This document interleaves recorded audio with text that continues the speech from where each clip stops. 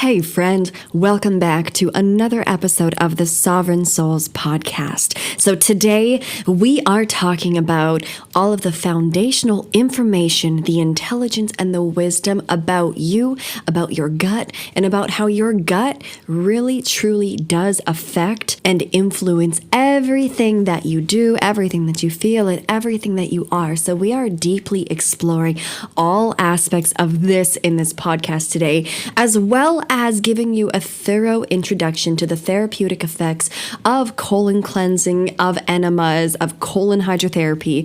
And so you should expect to get out of this episode a great understanding of how your issues that you may have are likely rooted in your gut and what we do to begin radically changing that and healing ourselves, recalibrating ourselves from the inside out and from the bottom up. So stay tuned with me here. This is going to be amazing. Welcome to Sovereign Soul Radio. Here, we cultivate conscious conversations to support those of us who are healing and awakening now. I am Ivy, a consciousness steward and holistic practitioner, and please join me in these conversations that are so necessary for our transforming human reality at this time. May we all leave these conversations differently than we came. Where we go one, we go all. And so it is. So friend, truth be told, I actually recorded this episode quite a few months ago and sat on it as, all of the things come together in perfect timing. And this is a little bit of a longer episode because, again, there's really important information in this episode, and these are big things to be teaching. So please explore this episode. Because this is a longer episode, absolutely full of incredible value, I have timestamps in the show notes if you want to utilize them. And let's get to it. To get started again, my name is Ivy. I am so happy that you're here. Thank you for tuning in to episode number 2. And with this, as a forewarner, we're going to be talking about poop. We're going to be talking about shit. We're going to be talking about a little bit of what we would think is gross stuff in this podcast today. And really, so much of this tends to be taboo in our society right now that it's so necessary that we start cultivating more conscious conversation around the subject matter of our bellies, our guts, our poop. Okay, so bear with me. I'm also probably going to say the word shit a good number of times in this episode and in future podcasts, so please be okay with that. I think it's very innocent of the curse words, and there's only honestly so many times in a day that I can say feces and excrement and waste, and shit is just a beautiful, cute little tiny word that makes my day job actually more enjoyable. My intention with this podcast today is to introduce you more intimately with your gut so that you can truly begin to understand your body from a different perspective and the possible symptoms that you may be having. And I desire to fill in some of the gaps where information and understanding and also wisdom in our culture is extremely lacking with our connectedness to our body and our gut, and how gut health really impacts all aspects of us. Now gut health is finally becoming a trendy topic in the last handful of years for us to talk about and discuss, but really, I think that we need to take it much further than we are. A lot of the people that get more interested in gut information and specific diets are those people who have had clear, very huge digestive issues, or parents that have children with very strong digestive issues.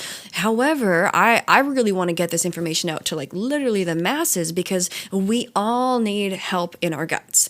Anybody that's living, and I'm Canadian from Canada, living in America, so at least I'm aware that everybody in North America at least has a lot of gut stuff going on that needs to be addressed.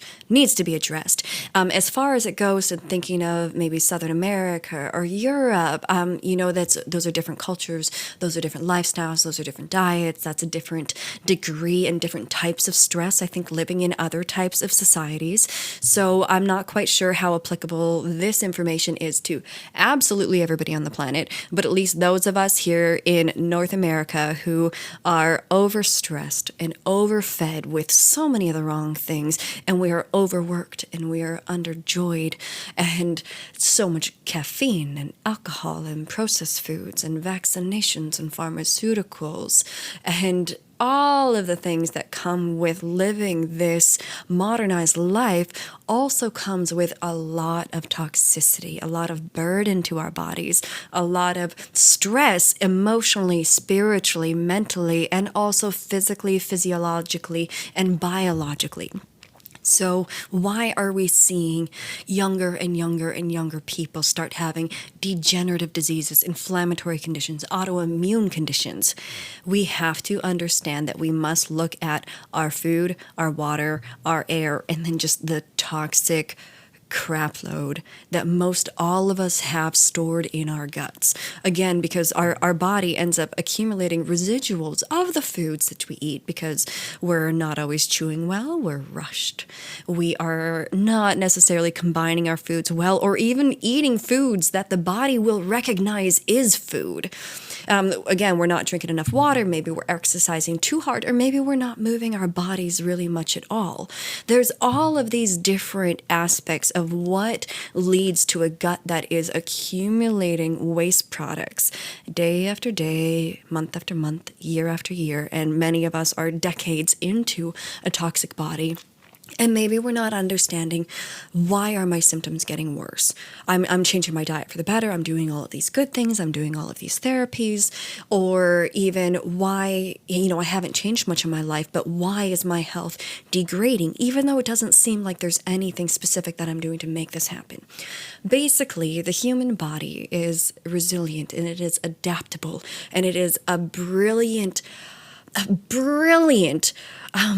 machine. It is a brilliant light projector. You are a quantum multidimensional being.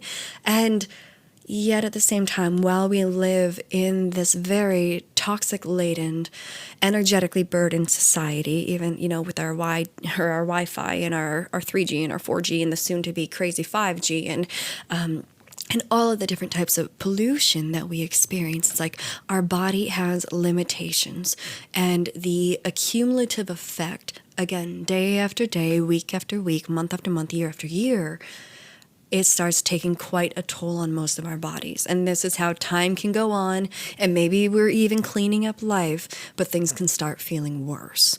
So where I want to begin is simply at the root of you in your gut.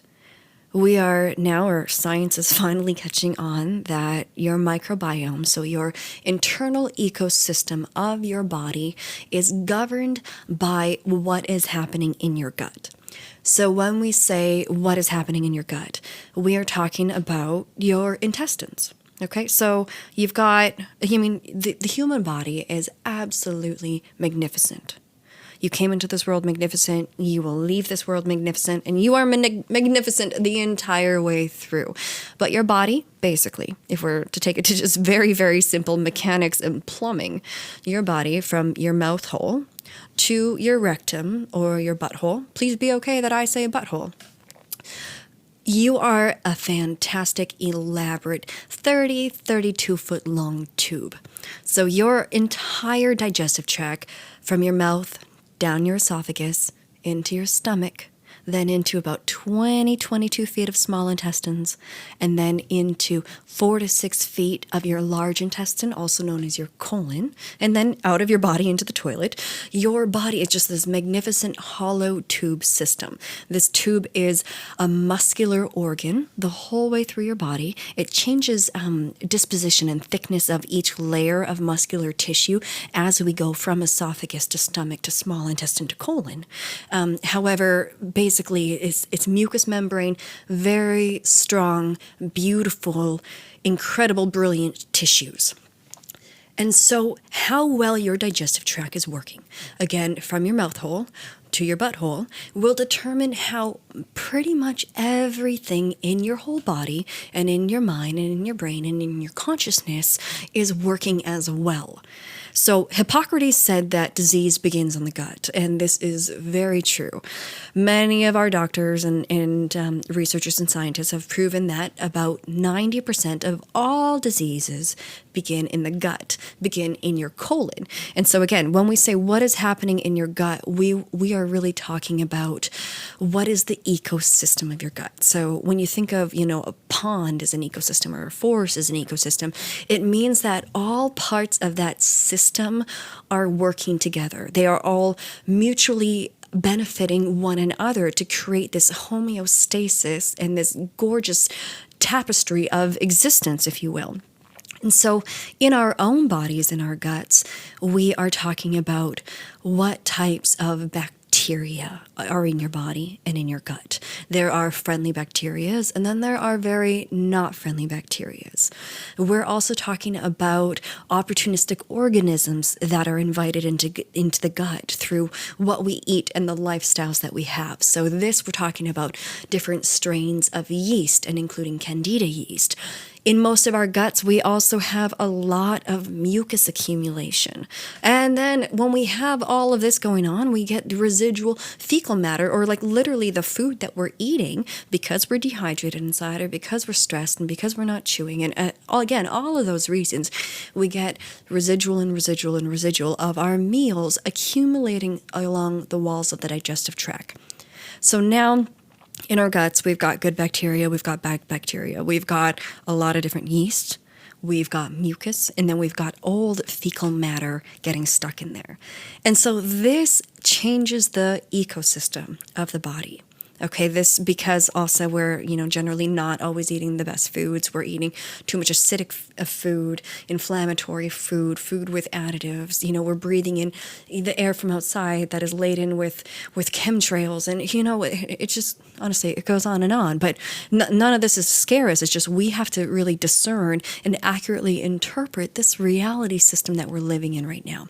Because these bodies of ours are just, again, we are magnificent systems of organs. We are multidimensional beings. However, for this time, we are in body, on planet Earth, in this human form.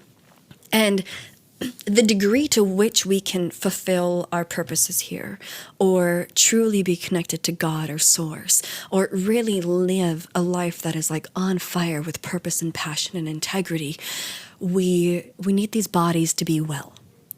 The mind is only as well as the body is. The soul is only as integrated as the physical vessel of the body will allow. So us really working at the core of us to truly get the foundation of this human physical 3D vessel well is, in my perspective, of the utmost importance. When we think of how much suffering there is with health, again, 90% of disease begins here in your gut. 90% of all disease. So now start looking out around you with the people that you know, the people that you love, all the people in the hospitals, the people in the emergency rooms. What if 90% of all of these things that we're physiologically suffering with were avoidable, were optional?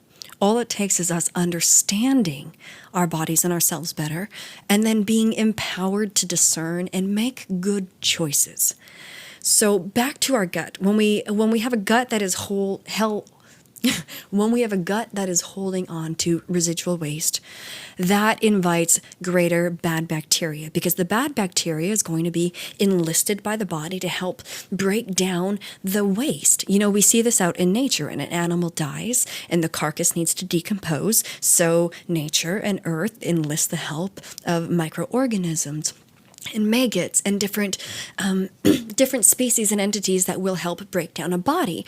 So when we have decaying and literally dying matter inside of us, especially if we are eating animal tissues and products, then we literally have another being dying and rotting inside of us at body temperature. Whatever's stored in our gut, it's not like it's frozen or fridge temperature or even countertop room temperature. It's like whatever is in us is cooking 24/7. 365 at body temperature. So this is how we get a lot of putrefaction and different bacteria, unfavorable, unfriendly bacteria multiplying and really taking over the gut. At the same time, yeast starts growing and growing because we don't have enough of the good friendly bacteria because the bad bacteria starts taking over. And then at the same time as all of this is happening, we are also creating an ecosystem within our own bodies that is of the perfect caliber for parasites. I'll do a really great episode on parasites soon. I won't go too much in depth with that right now because that's a whole other world of information, but it is very, very important because that is what I see like at least 9 out of 10 times with the humans that I'm working with to get their gut health good. We're always seeing parasites. And to stop myself right here for a second, I just want to remind everybody that, yes, I am a colon hydrotherapist. I have a wealth of holistic training in different modalities behind me.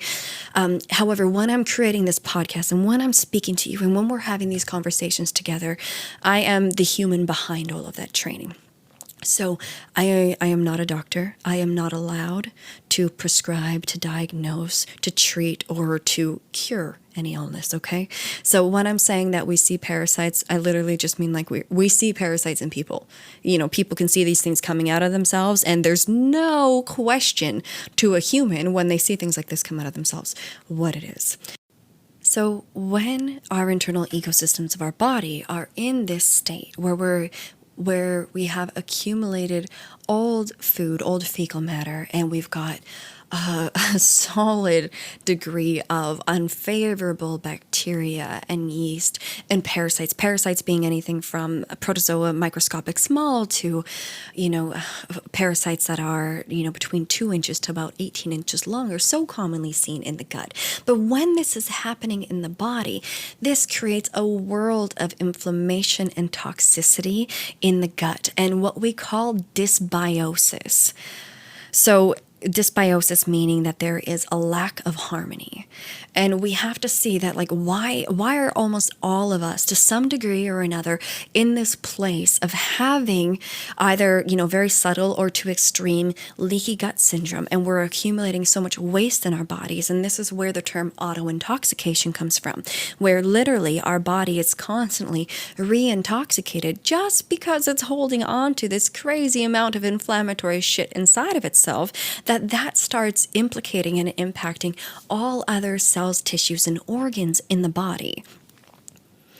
So dysbiosis, the lack of harmony in our guts, this has to do really with the lifestyles that we live. So again, like here in America, and Canada is just honestly like just right behind this. We have so many gut problems because we are overfed. We are misdiagnosed. We're not, typically doctors in the mainstream medicine are not getting to the root of why we're having the issues that we do. We're just treating symptoms with pharmaceuticals, and pharmaceuticals typically do not bring healing situations in the body, but they mask symptoms while at the same time creating greater toxicity, greater incoherence in the body, and always creating another path for more adverse reactions and deeper problems. So as we're masking symptoms, normally we're just still actually creating or like throwing more fuel onto the fire of what is going wrong at the core of us. So we're overfed, we're misdiagnosed, we're over-medicated. So many of us are on birth control, which wreaks havoc in the body. And, from antidepressants to non-steroidal anti-inflammatory drugs to, heartburn medications, to like all of these things. Some of them are prescriptions, some of them are over-the-counter, but they're creating a lot of issues in our body. We, here in America, are the fattest country and the sickest country. And again, this is all so avoidable, but we're in a society where we are not educated on how truly to eat, how these bodies work, even in a simple understanding of it. We're not educated on truly how to move and why to move, on how to emote and how to work through our emotions, and really on how to heal. When we begin understanding that the situation in the ecosystem, in the guts of all of us, is where most all of our issues are arising from, we begin understanding that we must heal ourselves from the inside out. So most humans, so this is like your average healthy looking person. This is even, the ripped guy with the six pack. Most humans easily hold about 5 to 25 pounds of old poop in their guts, of residual buildup from meals that has not fully passed through the body, that gets stuck along the walls of the intestines because, again, we're typically dehydrated, not eating the right foods, overworked, stressed, all of these things. But I don't want to be a broken record, but we're going to keep coming back to these things every single time because these are the reasons why this ends up happening to our bodies. So in order for us to learn how to heal our bodies, we really need to start, of course, looking at diet and lifestyle. All of this is completely within our control and 100% our own responsibility to take care of ourselves in these ways and truly learn how to parent ourselves better. So when we have this buildup in our guts, this is really impacting on all levels of who we are and how we are. So first, let's, of course, just talk about the digestive tract. And while we have this inflammatory, toxic waste stuck in our bodies, this is where most all of our digestive issues begin. So when I'm talking about digestive issues, we're going to be talking about constipation, of irritable bowel syndrome, of even that leads to irritable bowel disease. And what is an irritated bowel? It's a bowel that has old waste, parasites, yeast, and bad bacteria stuck in it. That will irritate a bowel. Also, when we're talking about colitis and Crohn's disease, and whether it's GERD or gastroparesis or esophagitis or heartburn, all of these things, again, have to do with the quality of the ecosystem in the intestines. So, of course, these things should not actually be life sentences that a doctor gives you, saying that, you've got this situation going on and you're always going to have this situation going on. So we need you to be taking these medicines all the time for forevermore. I personally was in that position in my own life back in about 2014, where doctors were pretty sure that I had lymphoma, and I was going to specialists, and they basically said that if these creams and pills don't work, you're going to have to get injections from now on because your immune system is effed, and this is your situation now. And I am so grateful that there was this tiny little voice of wisdom inside of me that said, no, this cannot be. I am not here on this planet to suffer to this degree and have no options and no way of healing. There was something in me that knew that was absolutely backwards information, and that reality did not have to be my reality. So through my own experience of healing, I learned that the body can heal itself, and it will heal itself when we get out of our own way of all the things that we've been doing to accidentally or even purposefully shoot ourselves in our own foot, metaphorically. And we get out of our own way in the ways that we've been hindering and burdening our own bodies. And then we add loving support in all the ways that we can and stack the odds in our favor of healing on a daily basis. And the body heals. Okay, I truly believe from a spiritual standpoint that the body knows how to heal itself, and its innate blueprint, its divine blueprint, is one of healing and health, wellness and balance. And when we do things right, when we get out of our own way and really give ourselves a break and start supporting ourselves, I truly believe that we will heal. So back to what happens when the ecosystem isn't well. This is where we get all forms of digestive issues. This is also where we get all forms of other issues in the body. So really quickly going through a basic list.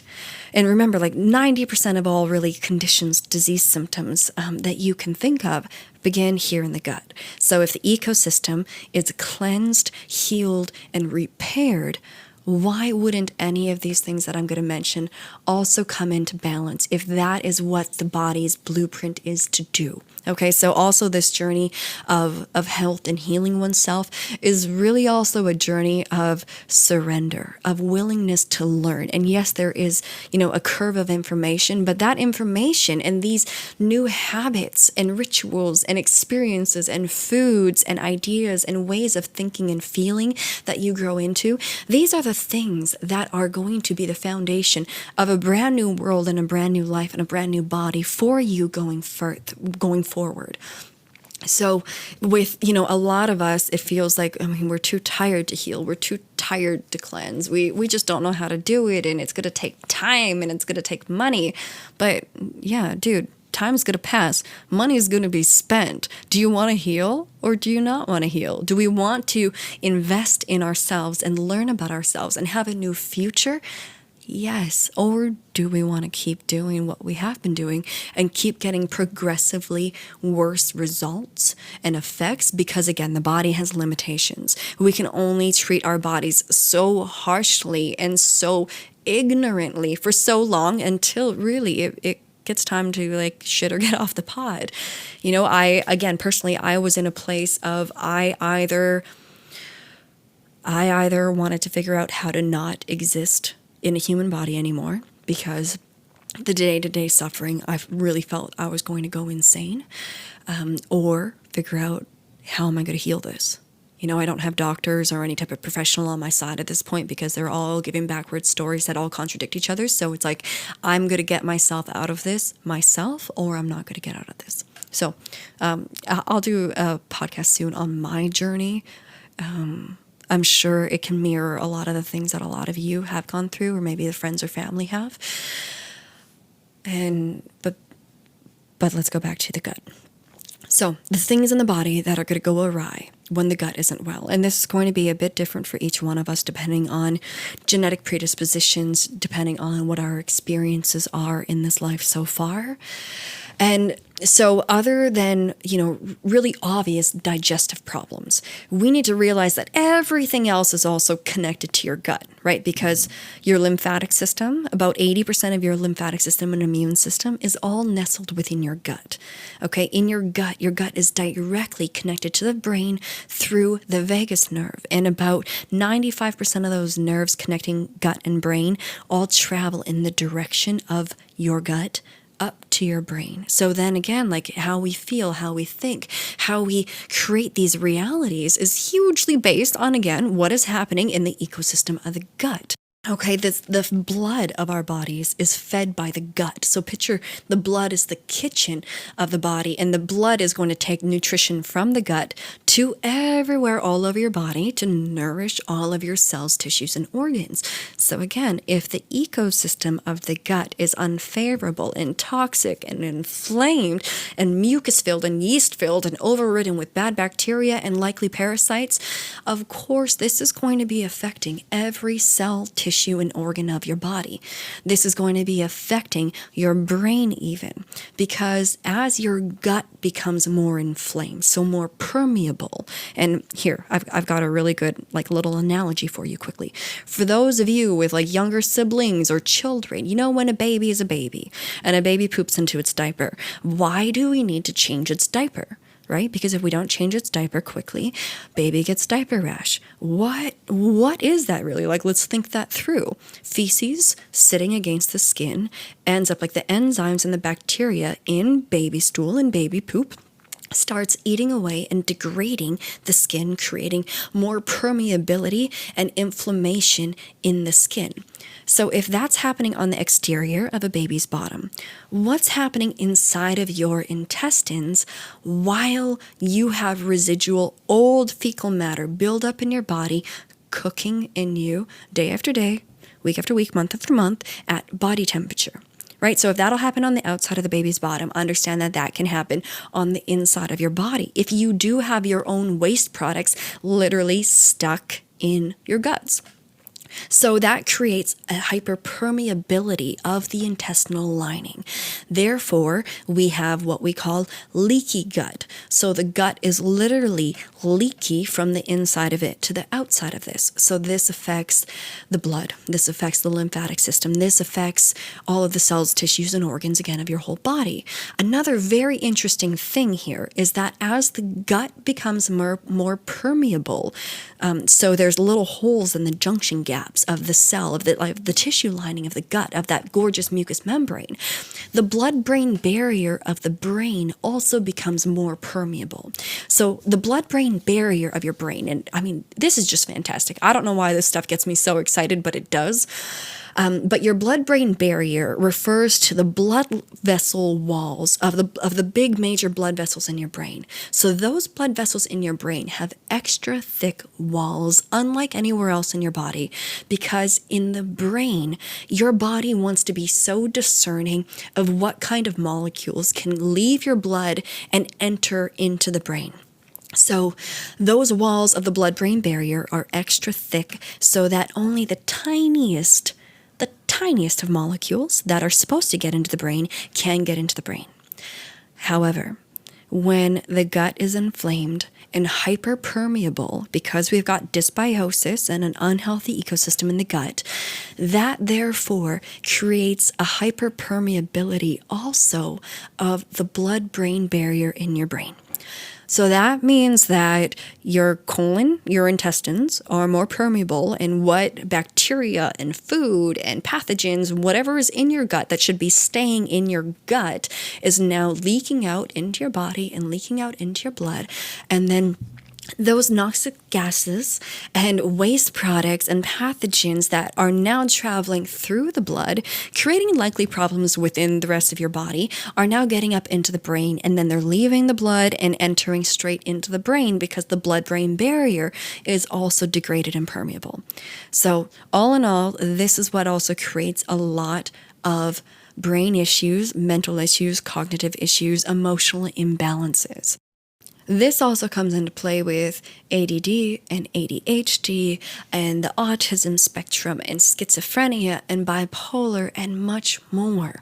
So again, like with all of these things that we have going on in our society, and even how prevalent mental health issues are, we all need to be looking at the gut much, much, much more frequently and much more in-depthly.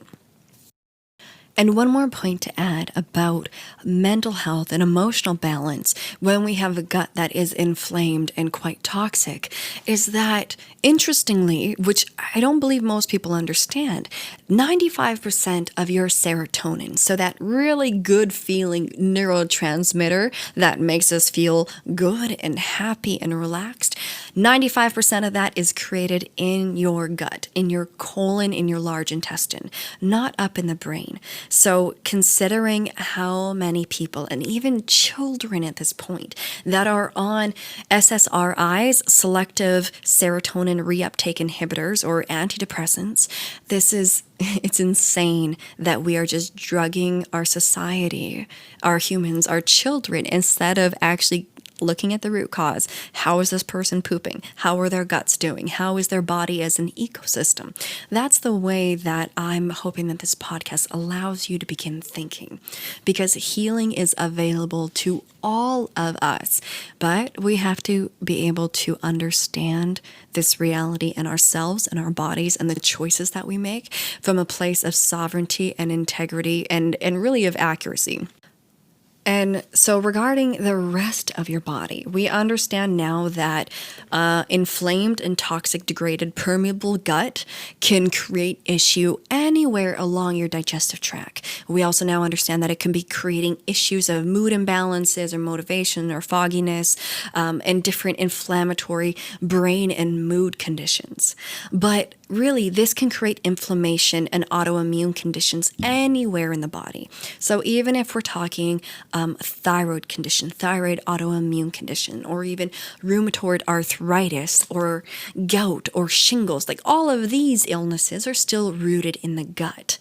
Let's also talk about multiple sclerosis. That is rooted in the gut, as with lupus and chronic fatigue syndrome, even with diabetes. When it comes to our asthma and our allergies, so whether those are like food allergies or environmental seasonal allergies, this all comes back to gut. Also, lung issues and sinus issues still comes back to gut. Okay, menstrual issues comes back to gut, even if that is like fibroids and PCOS or really, really heavy, challenging periods. I'll be sure to do like a women's health with gut relation episode also soon. But really, like almost all issues that you can think of come back to the gut. Kidney and bladder issues come back to gut. Liver related issues, back to gut. All immune system issues in the lymphatic system, gut. Cardiovascular system issues comes back to gut. Okay, even when we have weight problems, this again all comes back to gut. One of my body's main issues, main like current struggles throughout all of my life that is very, very gut related has always been my skin organ. So for most people, when the gut is congested and impacted with, again, old fecal matter, parasites, yeast, bacteria, all of that goes with that, normally that means that another organ of elimination in the body will be impacted in order to take on some of the burden that the gut is going through.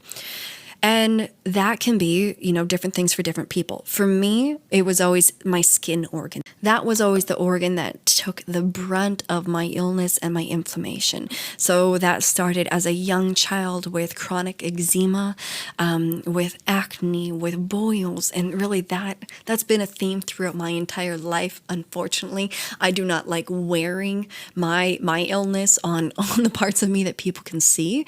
However, when it's my skin, it's always a very clear communicator for me of what is happening inside the body, where the way that other people's bodies can present their illness or their toxicity and stress might be like far deeper internal in the body. So, honestly, I've grown to be grateful that it is skin deep for me in the ways that I can see what's happening on the inside.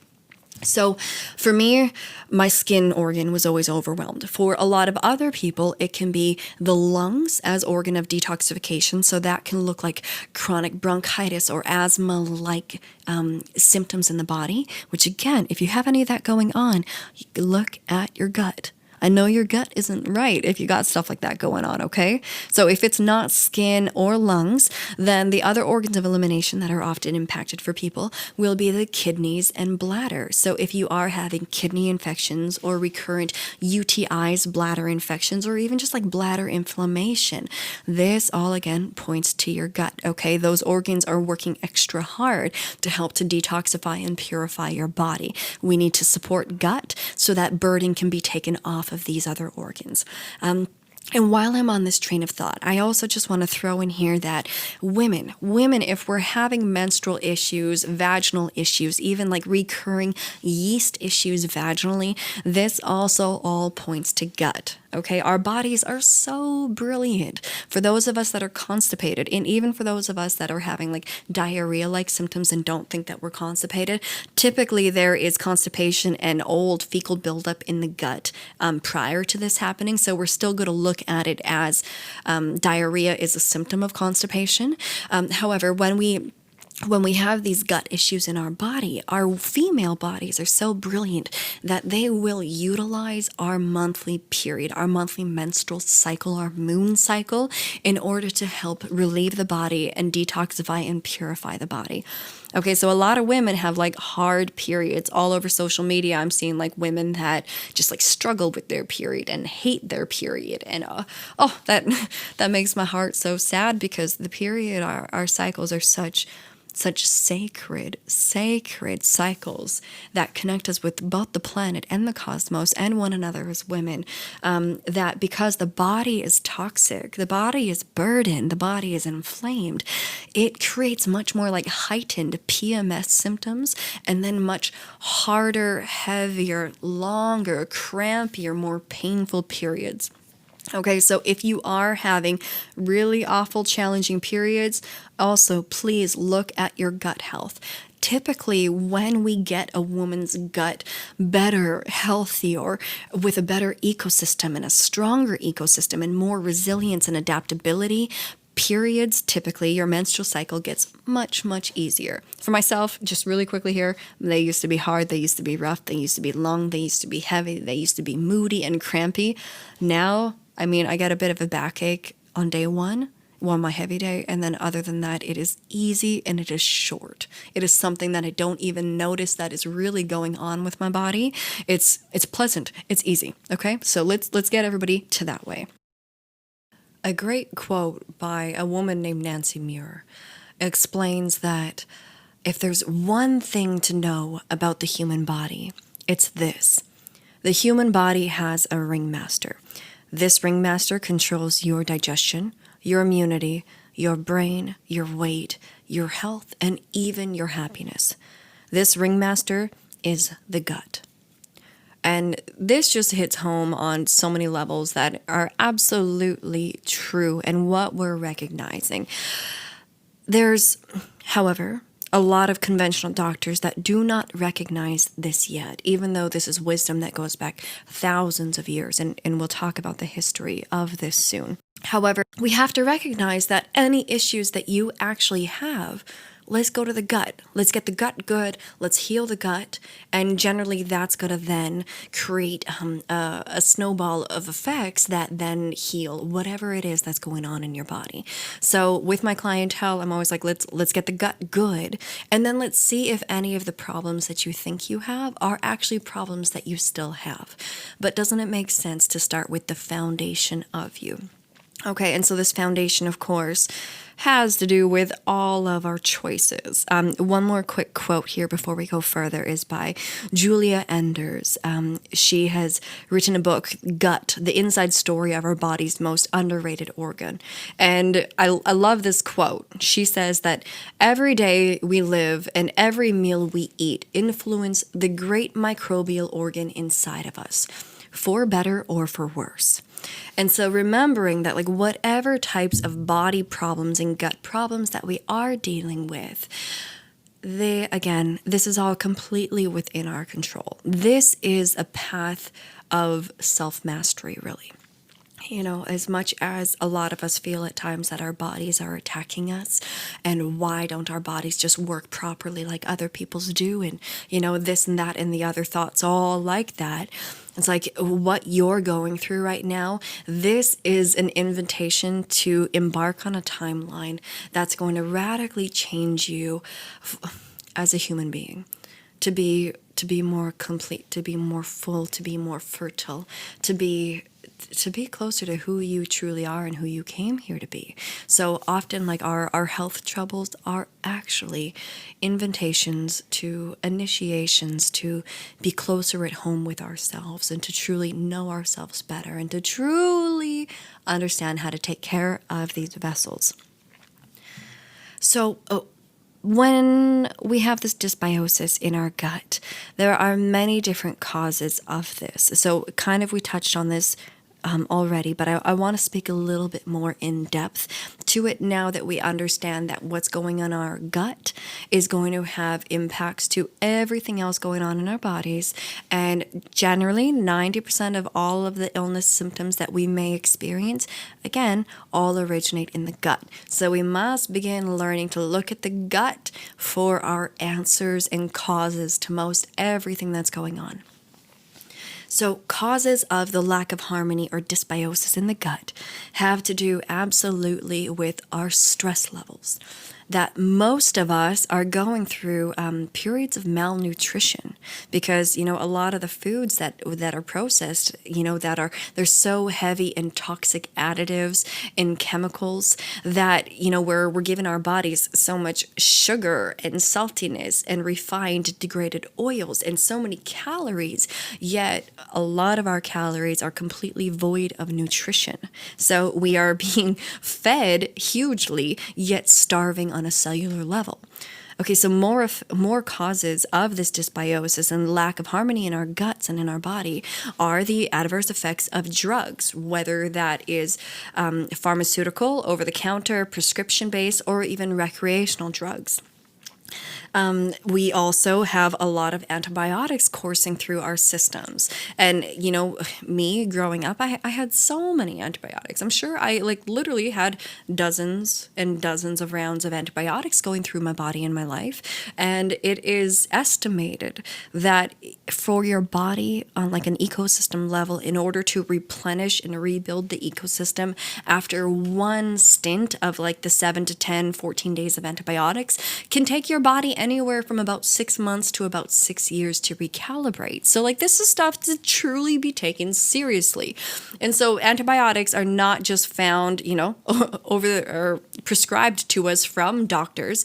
However, they are also in our foods when we are eating, especially when we are eating any type of animal product. So conventionally grown, factory farmed cows and chicken and pigs, these all have antibiotics in them because these are not healthily raised animals. These are animals that have been given genetically modified feed, often, thank you, Monsanto. These are also animals that are pumped full of hormones and antibiotics. So when we are consuming their tissues and their meats and their byproducts, our bodies, our guts, our immune system are receiving those antibiotics that they were given. So this further degrades and depletes the ecosystem of our own body. Also, if you're drinking tap water, don't you ever drink tap water. But that's another way that pharmaceuticals and antibiotics are entering our bodies without our consent. Okay, another thing that wreaks havoc on the digestive tract, of course, is birth control. Those are synthetic hormones. And we must also remember that there are many safe ways to not get pregnant. However, when we are taking in hormones and artificial ones on a daily basis, or maybe it's through the shot, the patch, or a hormone secreting IUD, these hormones are artificial. And what are hormones? Hormones are the chemical messengers that signal to your body what everything needs to be doing. So when we are taking hormones, synthetic hormones, for the sake of not getting pregnant, those hormones aren't just keeping us from getting pregnant. Those hormones are still affecting the entire ecosystem of our body, okay? When we take a drug for one thing, it affects the system as a whole. So part of my role with this podcast is to start asking you, start imploring you to begin recognizing and understanding yourself and this human body as this glorious system of organs, okay? So you are an entire system, you are an entire ecosystem, and we must understand that nothing is separate, nothing is isolated, everything is connected, nothing is random, okay? You are fantastic. You are an incredible ecosystem. What we put into our mouths and onto our skin affects the totality of our being. Okay, so birth control.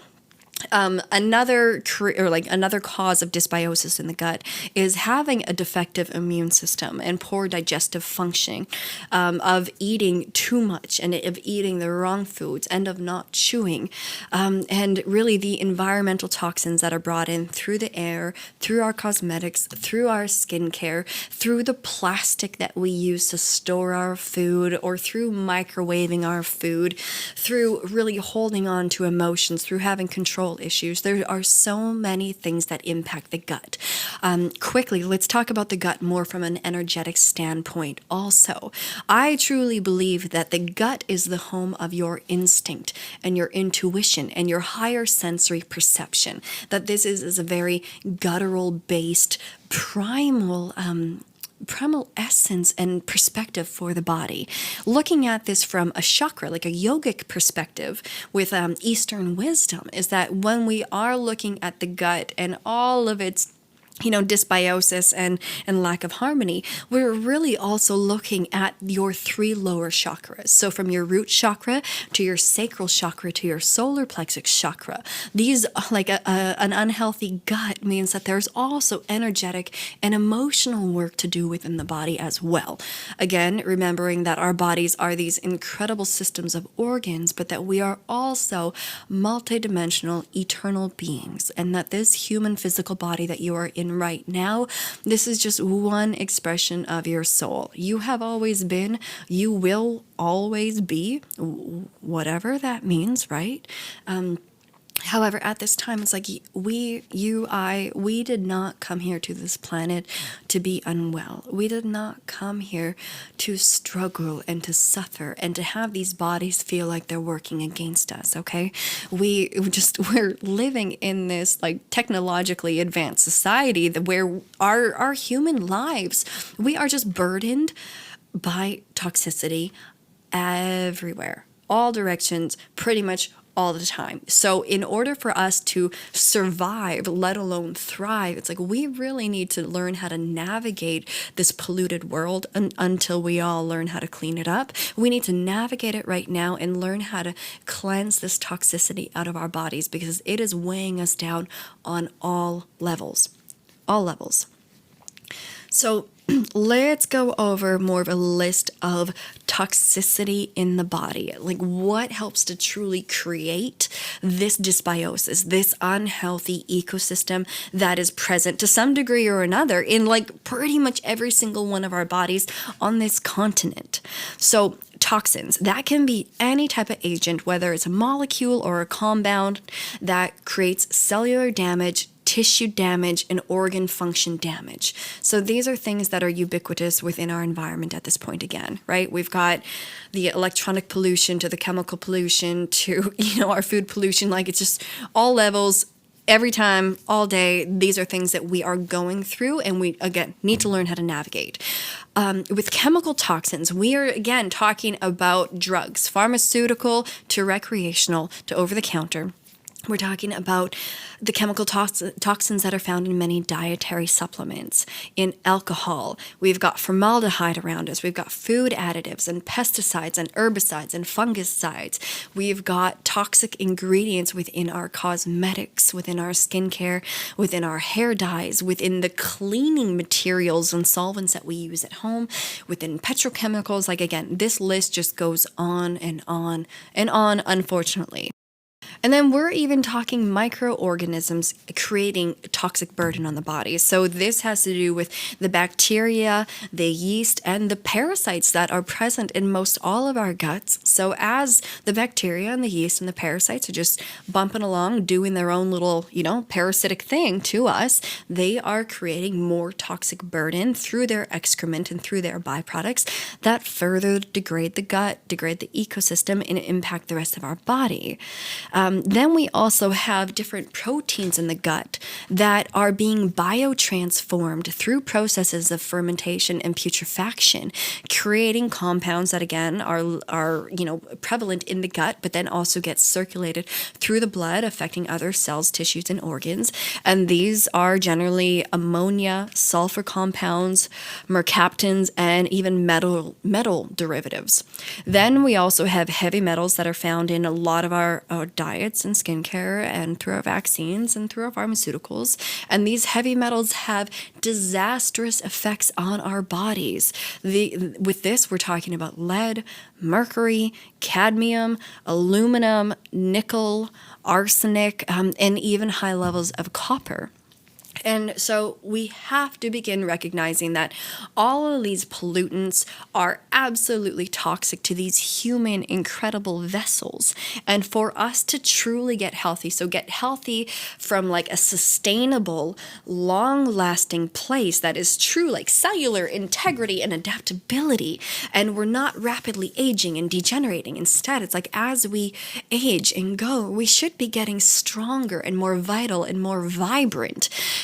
But we have to learn how to cleanse whatever toxicity is currently in our body out of us, as well at the same time healing our body on a gut level, on a cellular level, and then also navigating this life and creating a life and lifestyle where we know how to avoid excess toxicity. And when we are dealing with toxicity, we have the tools and resources and supplements and healing foods to help our body cope and continually keep purifying our bodies.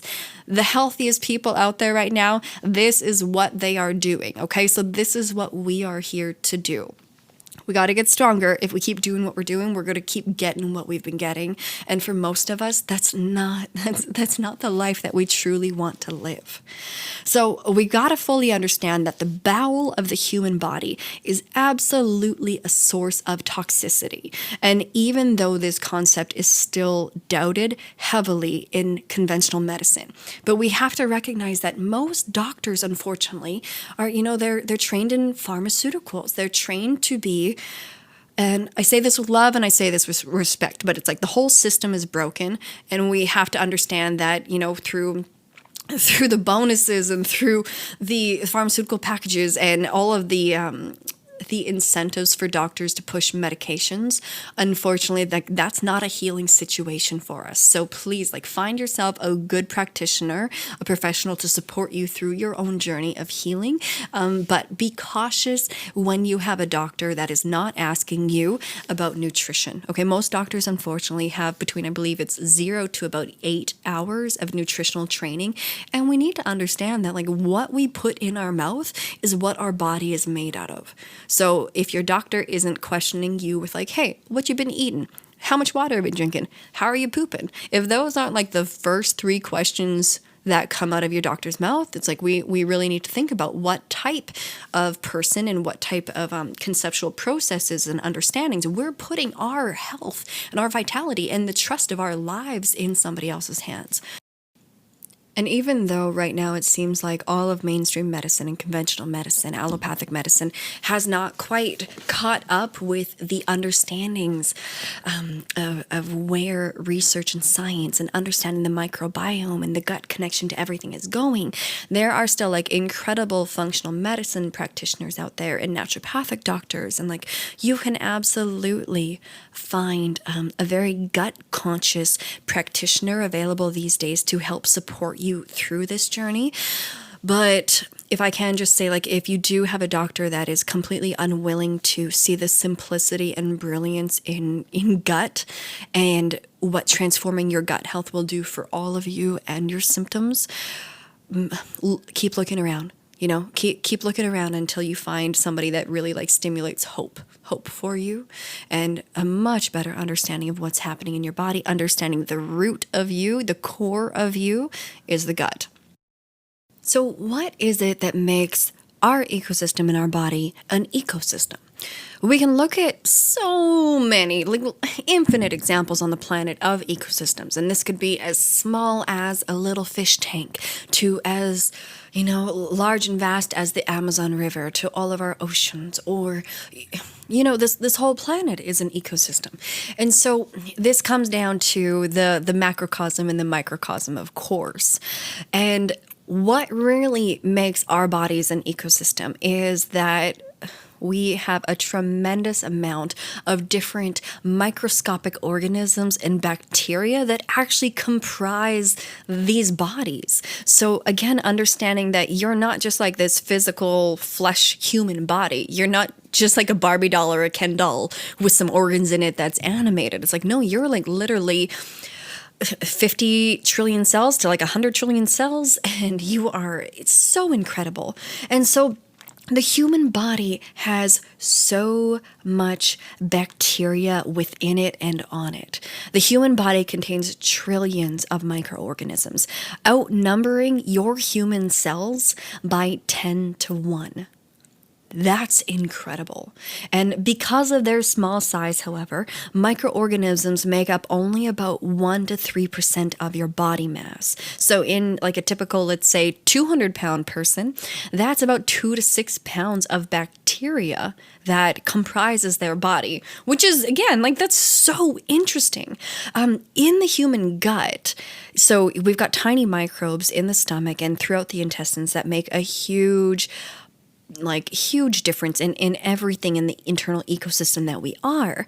And there are about 100 trillion bacteria in or around our bodies right now. And it's estimated generally that the human intestines have at least 1 to 2 pounds of bacteria held within them. So this is what really makes up that internal ecosystem. We've got all of this bacteria. friendly bacteria, not so friendly bacteria. And of course, we want there to be more friendly bacteria than unfriendly, because the good bacteria, the friendly bacteria, that is what helps to regulate the presence, or hopefully lack thereof, of opportunistic yeasts and other organisms, and again, even parasites. And so when we understand that the human body, the human microbiome in the gut, is predominantly about like the health and functionality of the tissues and structures and organs, but really also about like what kind of microorganisms are inhabiting us. And so amazing thing when we've got a really good supply of friendly bacteria. This means that through, different methods, whether it's colon hydrotherapy, with diet, maybe antifungals and some supplementation, we can help to remove the bad bacteria, the parasites, the excessive amounts of yeast, and whatever else is going on. So when we're left with a really good, strong, friendly bacteria basis in the gut, that good friendly bacteria is capable of metabolizing, so chemically transforming hormones and drugs and bile acids, and even carcinogens, so like cancer-causing chemicals that are found, again, like in our food, in our skincare, cosmetics, and even, things that we put in our air. So this chemical transformation, thanks to the friendly bacteria in our gut, in the colon, is generally advantageous for health. The microflora also plays an important direct role in the nutrition of the lining of the colon. And this is so interesting that the probiotics, or the friendly bacteria in the colon, actually produce short-chain fatty acids, and these fatty acids can actually provide about 75% of the needed energy of the cells of the lining of the colon. So that is incredible. So like the good bacteria in our gut is actually manufacturing more energy for our gut to sustain our gut and keep a healthy ecosystem in our gut. Absolutely incredible. And then also, substances produced by the healthy bacteria in our guts have the bonus benefits of preventing the growth of bacteria that cause infections and different types of diarrheas and inflammation. So they assist in stimulating the maturation of the immune response in both the body and the bowel as a whole. So our good bacteria in the gut actually creates more energy for a healthy gut, but then also helps to fight off the bad guys, the foreign invaders, the yeast, the bad bacteria, the parasites, all of that. So that is why taking probiotics is such a trendy thing right now. But I mean, let's keep it not just a trend, but like let's do it because it's rebuilding our bodies from the inside out. And so probiotics, of course, these are ones that we are purchasing, over the counter from our health food stores. I would definitely say be getting yourself good quality probiotics. That typically means spending actually like decent money on it. We always want to have billions and billions of cultures within the probiotic. So like up there in the 30 billions, 50 billions, 100 billions, and with multiple different strains of bacteria for the gut. And know that not all probiotics are made equally, okay? Generally, we don't want to be utilizing ones that are created with dairy. Typically, we want to be buying ones that need to be refrigerated versus just stored on the shelf.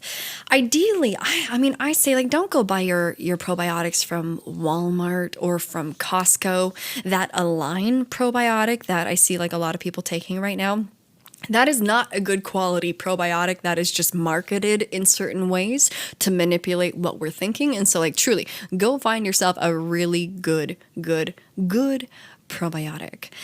Let's talk about all of the different benefits of taking probiotics. So understanding that they're going to enhance and recalibrate and help to like heal and purge out the ecosystem in the body so that we can be stronger, more resilient, and adaptable in the gut. Because if we're stronger, more resilient, and adaptable in the gut, we will be everywhere else in the body as well. And with probiotics, like, yes, it's amazing to be taking a really good quality probiotic very regularly, but incorporating natural fermented foods is also a very, very incredible healthful practice. So with that, and I'm sure that we're going to do an episode on this as well, but we're talking about having your kefir or your kefir, Okay, so that can be dairy, goat, that can be coconut based. There's so many ways to explore kefir. That can also mean some organic yogurts or ideally non-dairy yogurts. Also, your sauerkraut and your kimchi. There's so many different ways to utilize and even make at home really amazing fermented foods. And these are all going to help enhance your gut health and your microbiome as well. So, benefits of taking probiotics regularly. Probiotics are going to aid in the healthy digestion and alleviation of digestive disorders like colitis and IBS and ulcers and Crohn's and any type of digestive complaint that you have. We should be taking probiotics for sure.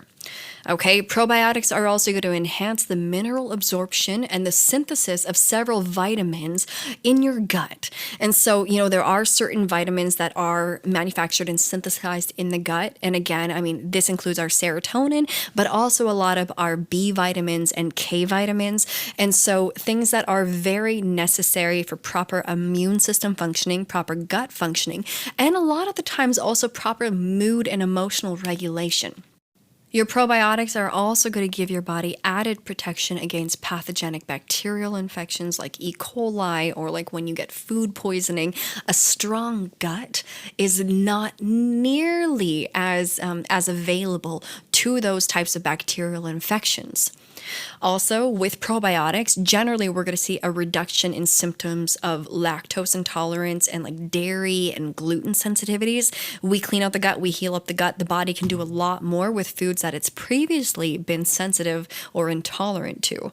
Our probiotics are also going to create a reduction in yeast overgrowth. So probiotics are great at recalibrating the amount of yeast in the body. And this is especially, again, important for females that are getting chronic yeast infections. This is very important when we've got like a lot of hives and itchiness to the skin. Also, when we're talking about athlete's foot, all of these different things that are just like fungal in the body, we want to look at the gut because that means that we have a systemic overgrowth of yeast. And the only way that we're actually going to be able to long-term sustainably keep symptoms like that in check is, again, to balance the yeast and the bacteria in the gut. Also, benefit of taking our probiotics is that they have very anti-cancerous effects. So again, creating a stronger immune system and more resiliency to the unfortunate things that plague us as human beings right now. Also, with taking probiotics, we're going to be preventing H. pylori and other types of gastric distresses. And a great thing is taking probiotics will also help with issues like acne and preventing acne and other skin diseases, whether you've got eczema or psoriasis or rosacea, anything going on with your skin, probiotics can only help. Again, good quality probiotics. And also another thing that probiotics can be very helpful with is cholesterol reduction. And I know that's important for a lot of folks out there, so it's absolutely worth getting your body on a good probiotic on a daily basis. And so it's recognized that probiotics are able to interfere with the growth of a variety of other bacteria, including ones that cause serious infection, diarrhea, and even dysentery. So this even means that you're less likely to get food poisoning or traveler's diarrhea or any type of digestive issue, when you're traveling or experiencing life in ways that are outside of your normal bubble. Now that we can see that there's clearly a huge benefit to creating a really stable and strong ecosystem of good bacteria and microorganisms within the gut of each one of us, we want to just keep understanding that there's, when the bad bacteria and opportunistic organisms are prevailing in our body, this again is where our toxicity and our inflammatory and autoimmune conditions are rooted in, okay?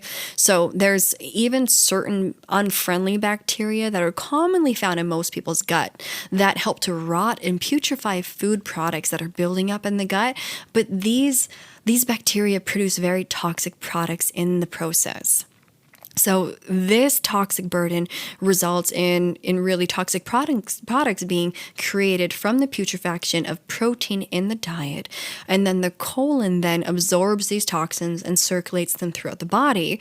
And this process simply can have so many negative effects on the body. Okay, so when we do have dysbiosis in the gut, it's always because we've got, too much bad bacteria, too much yeast, too much mucus, old waste building up and creating a very just toxic, inflamed, acidic environment.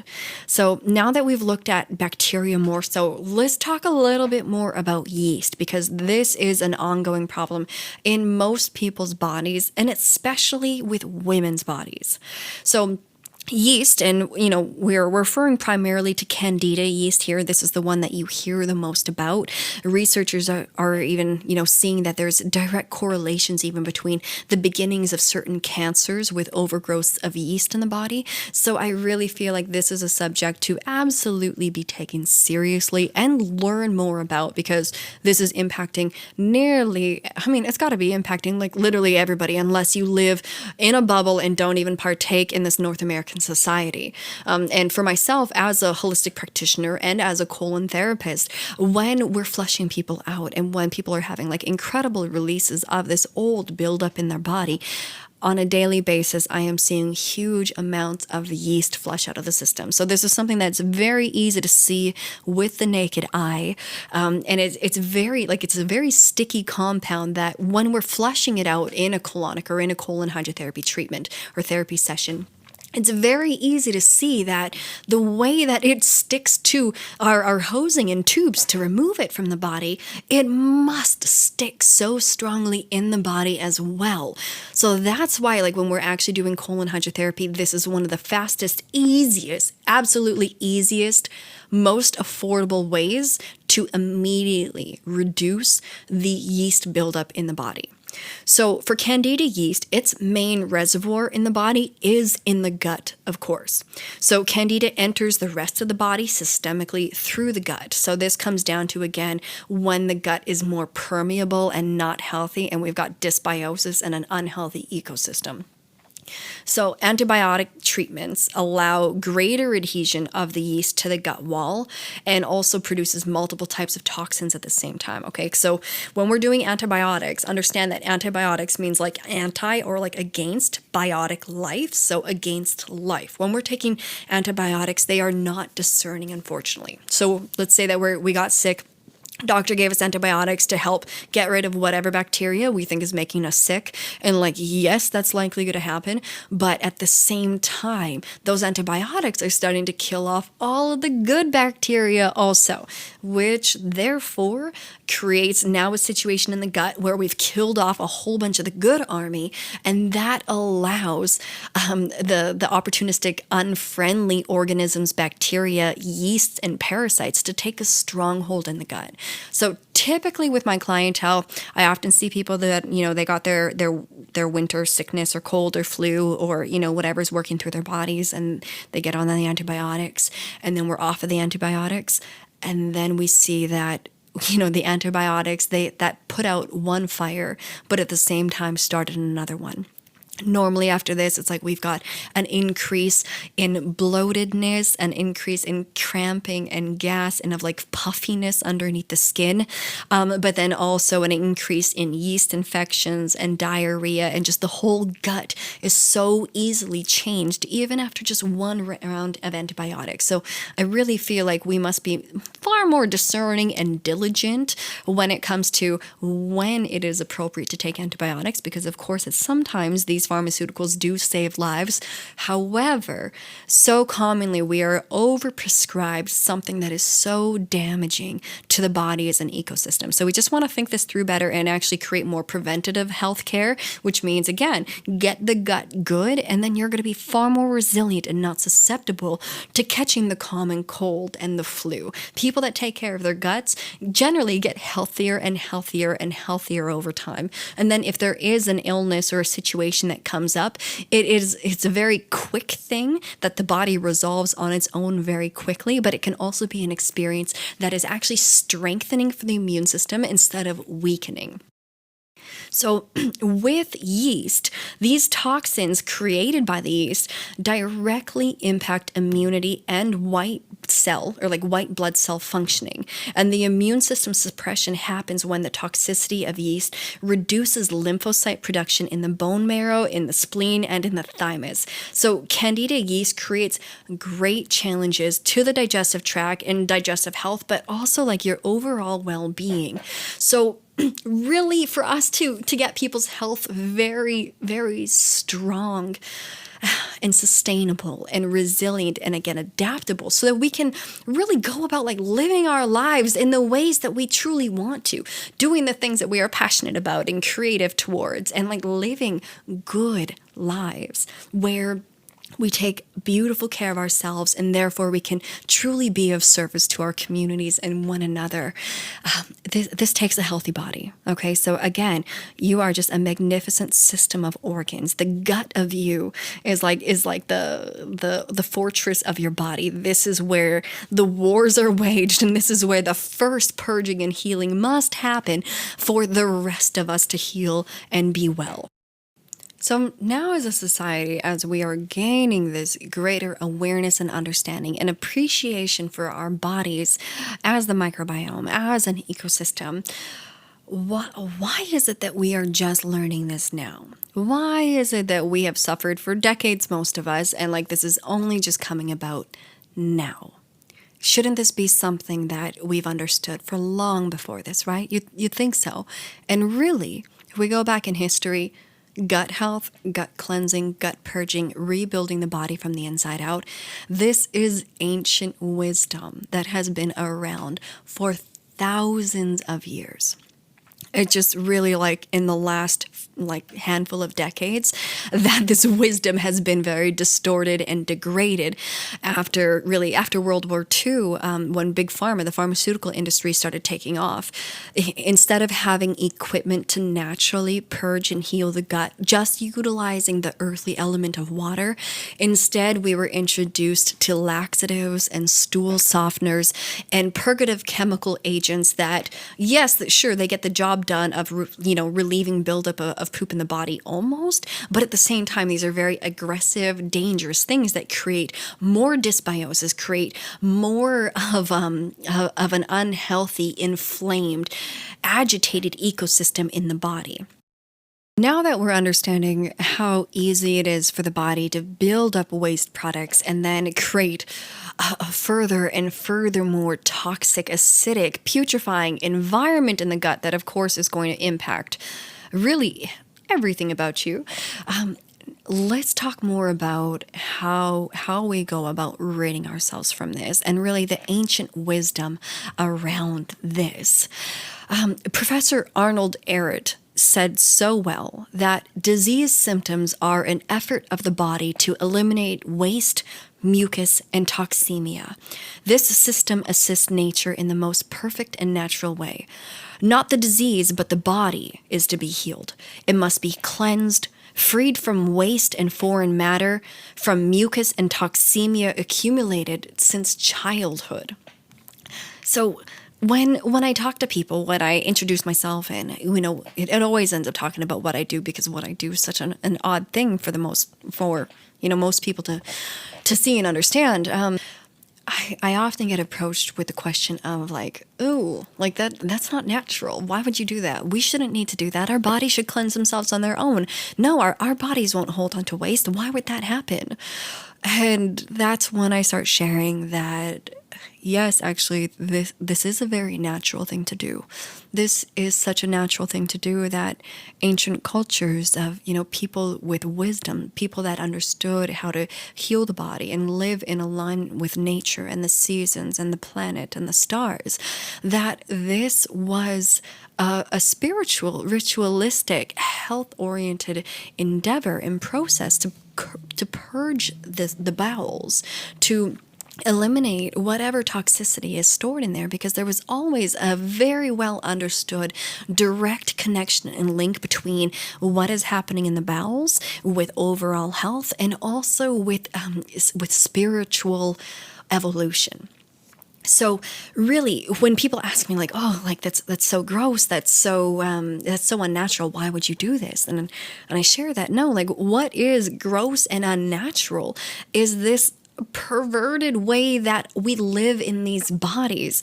I mean, perverted in the sense of like there is so much distortion and illusion and delusion around how we care for ourselves and what is like normal and taboo in this society. So like is it natural and normal for us to be eating synthetic chemicals and additives and pesticides and like literally they spray shit on our food that causes cancer, that causes all of these different problems. It's like that is not natural. That we inject vaccines and, you know, whether you're pro-vax or anti-vax, I don't care. Just, I mean, like simply look at the ingredients of vaccines. Just look at the ingredients, find out what they are and what they do to the human body. That, you know, is that a natural thing of what gets injected into our bodies? No. Is being on antidepressants and these, you know, pills and chemicals and pharmaceuticals that are directly supposed to change our brain chemistry, is that normal and natural? No. Taking birth control, is that normal and natural? No. Eating very processed foods, normal and natural? No. Okay, so the chemtrails that are sprayed in the air, is it normal and natural? No. Wi-Fi in every single one of our houses, normal and natural? No. So you see, like we are living such unnatural lives that as our technology has taken off, we still live in these bodies that are not accustomed to these things, that are not prepared and ready and resilient enough to deal with these energetic and physically toxic burdening situations. So us cleansing the body and healing the body, this is the most natural thing that we can do. So I'm going to talk here about enemas and colon hydrotherapy because this is the best, the safest, and the most gentlest way to begin cleansing and healing a body. Okay, because all this is about is really just a warm infusion of purified water only into the colon, so just until the last 4 to 6 feet length of the digestive tract. And it's really just about warm, purified water interacting with your body. So whether, you know, you're interested or not interested in enemas or colon hydrotherapy, it's nothing more than warm, pure water and your body. So the earthly element of water and your body. That's really all that's happening in those situations. Some people use additives and different solutions or, you know, herbs and whatnot in their enemas or in their colonics. But I just need to say that warm, pure water, that's really all of the body needs to be up that end. And the results of that are incredible. Let's look at the brilliance of enemas for a little bit, okay? So just so you know the difference of an enema versus colon hydrotherapy, an enema is typically like a smaller amount of water, maybe from half a quart to about 3 quarts of water, gently infused into the colon. Often this is something that you can do with like a very, you know, small enema bag and like hosing at home. It's very easy to do. It's very affordable to do. For most people, it's not going to fill up the totality of their colon, but really just like the lower part of the bowel, which really helps to hydrate you, to remove any like impacted waste material. And it's brilliant for like inflammatory bowel issues and also constipation. So an enema is very gentle. It's not very invasive at all. It's not really deeply cleansing your colon, but still you can do amazing work with a simple enema at home. And now enema kits on Amazon, like you want a really good silicone one that is like hospital grade, like surgery silicone, so that it's not going to be giving off any BPAs or anything like that into your body. But you can buy them on Amazon now for like $25, which is extremely good price. So if you don't have one of these yet, think about getting one. They're also brilliant to travel with if you are somebody that gets constipated while you travel. So an enema is very simple, very easy, not a whole lot of water going into your body, but still does incredible work. Colon hydrotherapy, on the other hand, is where typically you have a professional that's trained, certified, insured like myself, And then, we have an office and we have medical grade equipment. I have an FDA approved medical device. It's a type 2 medical device. And through, everything is sterilized, and the speculums and hoses that are used are generally single use and disposable, so that everything is extremely clean and there can be no contamination. In a therapy session like that, we spend the better part of about an hour infusing water. Like, it's really like a very professional, glorified spa-like enema, but we're able to put a lot more water repeatedly into the body and get much deeper releases, and typically access and hydrate the totality of your colon, so like the whole 4 to 6 feet length of your colon, versus just the about like the descending colon and rectum, or sigmoid colon, that is typically done with an at-home enema. So your colon hydrotherapy treatments, you have a professional with you. They're generally very spa-like and comfortable, and it's much more thorough of cleansing. So again, estimated that one colon hydrotherapy session is about like 30 to 40 enemas. So very effective. Huge amounts of change can happen very quickly in the body when we are doing enemas, and especially colon hydrotherapy. Let's understand again that this is a natural thing to do.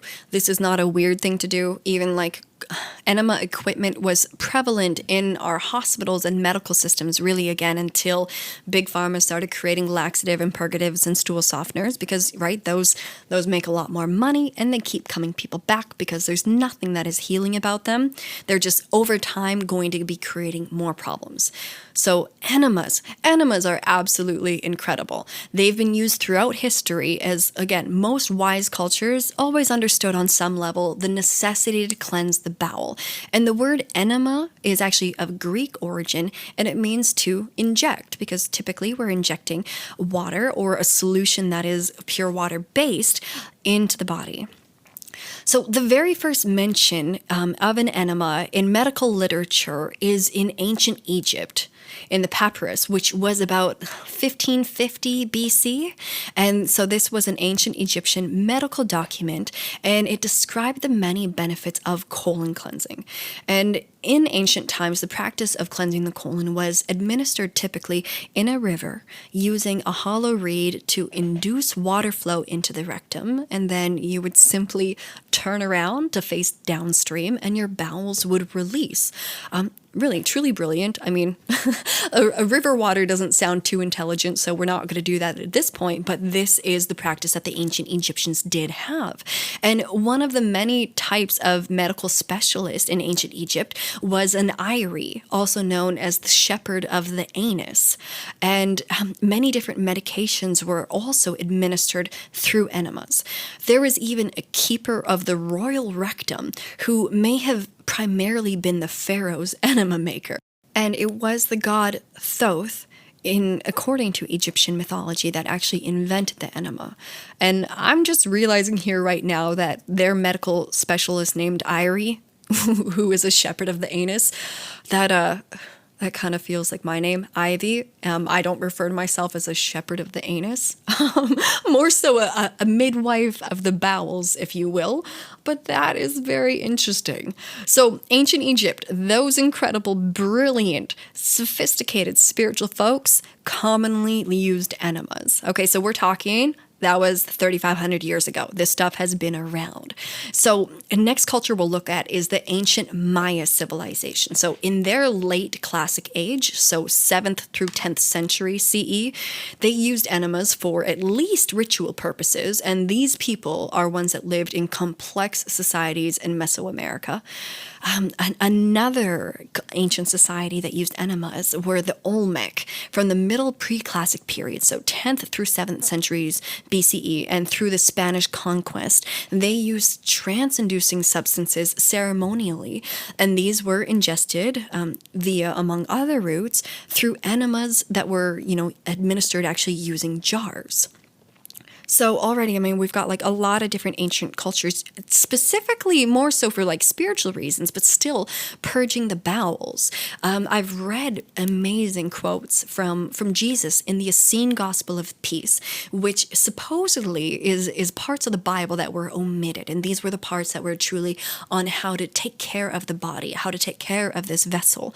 And that Jesus would supposedly hang a gourd in a tree and have some form of natural hosing and give himself an enema, because he would purge the demons of the bowels, because we are unholier within than we are without. And he would do so using the angel of water. And to keep remembering that, the idea of enemas and colon hydrotherapy is bewildering to a lot of us, because we've had so much taboo around this whole subject for our whole lives. But again, all that is happening is warm, purified water interacting with your body to hydrate you, soften, moisten, and loosen just whatever buildup has been accumulated along your intestines. And that's all this is about, is gently, gracefully, lovingly, and safely removing the built-up waste matter. And with that comes out tons of yeast, bacteria, mucus, and again, very often parasitic-looking things.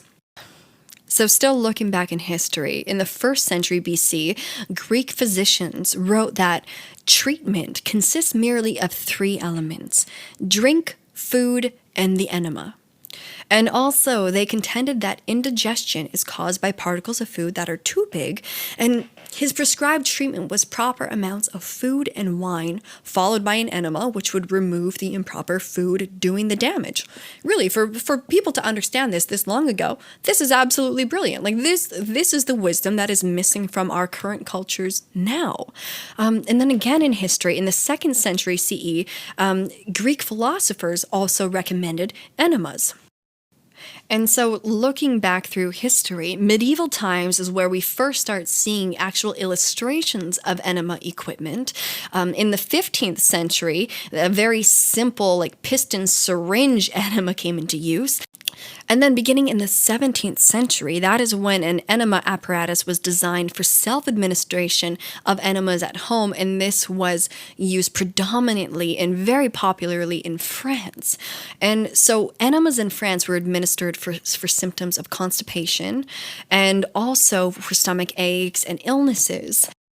And in 1694, this is when both midwives and man midwives in France would commonly administer enemas to laboring mothers also just prior to their delivery. Again, brilliant. Why isn't this being done all at the time here now? So still now, in the 18th century, tobacco smoke enemas, and this is very interesting to me, were used to resuscitate drowned people. And tobacco resuscitation kits consisting of a pair of bellows and a tube were provided by the Royal Humane Society in London and placed also at various points along the Thames. I'm not sure how tobacco smoke up the rectum will resuscitate a drowned human, but that's just very, very interesting. Anyhow, enemas were absolutely a favorite medical treatment in the bourgeois and in the nobility and in the Western world up to the 19th century. And as medical knowledge was fairly limited at the time, purgative enemas were used for a wide variety of ailments, and foremost which were stomach aches and constipation. And then also at the same time, nutrient enemas began being administered with the intent of providing nutrition when normal eating is not possible. So although this treatment is ancient, dating back to at least Galen, and commonly used within the Middle Ages and still a common technique in 19th century medicine, nutrient enemas have been superseded in modern medical care by feeding tubes and intravenous feeding. But there were times where people would put food up the rectum to gain nutrition when they weren't able to physically eat. So very, very interesting to me, at least. I mean, these are not new ideas or concepts, and it's really not even new technology. But enemas and really providing hydration and water in the bowels has been, I would say a decent cure, if not like a very incredible therapy for so many types of issues. And we as people have known this for thousands of years. So just because, we're in our 20s, 30s, 40s, 50s, or 60s, or 70s right now, and this seems like uncommon and weird to us, this is not uncommon. This is not weird. This is brilliant, and like this literally saves people's lives. I am here speaking into your ears right now because this literally saved my life. Colonics and enemas saved my life. That's why I'm so passionate about this.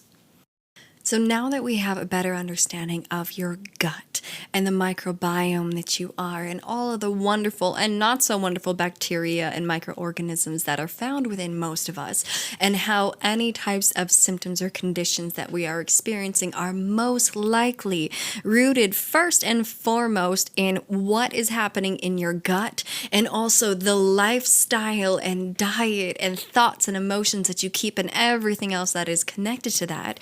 And we've explored how enemas have been used for thousands of years. So gently, lovingly cleansing and purging the bowels using just water.